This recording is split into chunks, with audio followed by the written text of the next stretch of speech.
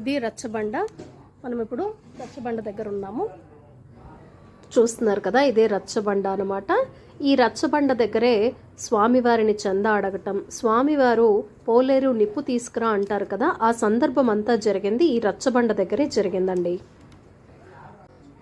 పెద్ద వేప చెట్టు ఉంది.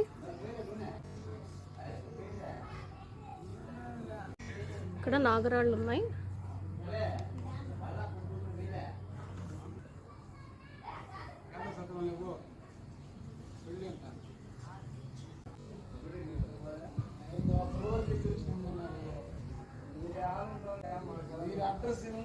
ఇక్కడ రామాలయం ఉంది.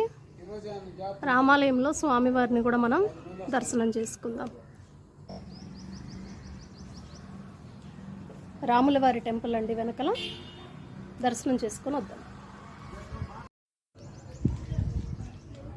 ఇక్కడ రామాలయం టెంపుల్ని దర్శించుకున్నాను, తర్వాత రచ్చబండను కూడా దర్శించుకున్నాను. ఇప్పుడు నెక్స్ట్ మేము చూడాల్సిన ప్రదేశానికి బయలుదేరుతున్నాం. ఇక్కడ కనిపిస్తున్న ఈ స్వామి మన ఛానల్కి ప్రత్యేకంగా ఇంటర్వ్యూ ఇచ్చారు. ఆ రోజుల్లో జరిగిన సన్నివేశాలు మన కోసం వివరించారు. ఇక్కడ స్వామివారు, అక్కడ ఆయన స్వామి నివాస గృహం. స్వామి ఆ నివాస గృహంలో ఆనాడు వడ్రంగి పనిచేస్తూ ఉండేవారు. ఆనాడు ఈ గ్రామం పేరు కందిమల్లాయపల్లి.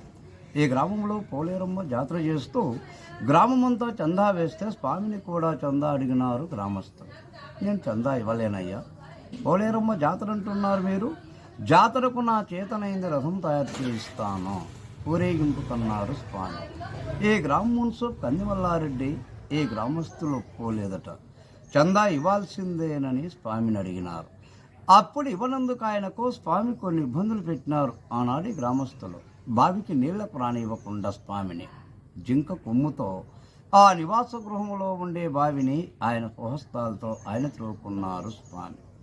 మరుసటి రోజు గ్రామ పెద్దలంతా వచ్చి రచ్చబండ దగ్గర కూర్చొని ఎవరెవరు చందా ఇచ్చినారో ఇవ్వలేదని మున్సూబు అడిగితే, గ్రామమంతా ఇచ్చినారయ్యా, వీరప్పయ్య చందా ఇవ్వలేదన్నారు ఈ గ్రామస్తులు.